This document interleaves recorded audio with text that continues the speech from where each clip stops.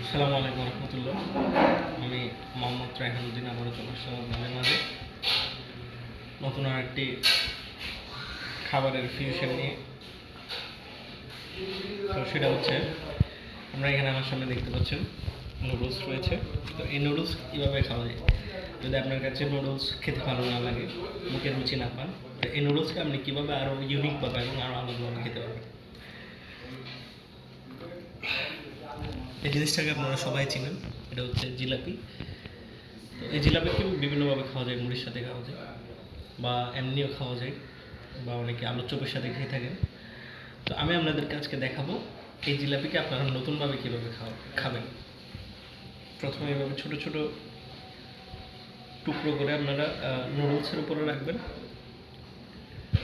দেখবেন যাতে পরিমাণগুলো সঠিকভাবে হয়, মানে আপনার মুখে দেওয়ার মতো সঠিকভাবে পরিমাণ করে ভাঙবেন, যাতে মুখে দিতে অসুবিধা না হয় আর কি। তো এভাবে করে আপনি নুডলস চামচ নেবেন, সাথে এভাবে করে একটা জিলাপি নেবেন।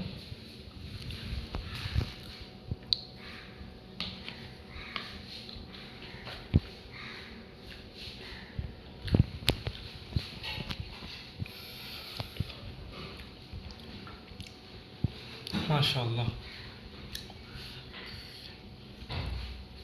মাশাআল্লাহ, অনেক ভালো হয়েছে, আলহামদুলিল্লাহ। আসলে আল্লাহর নেয়ামত, এই ধরনের খাবার আসলে যে কি পরিমাণ ভালো লাগা তৈরি করতে পারে একজন মুমিনের হৃদয়ে, সেটা আপনারা কখনো উপলব্ধিও করতে পারবেন না। তো অবশ্যই আপনাদের আপনারা স্বাস্থ্য যদি ভালো রাখতে চান, তাহলে অবশ্যই এই ধরনের খাবার আপনারা বাসায় ট্রাই করবেন।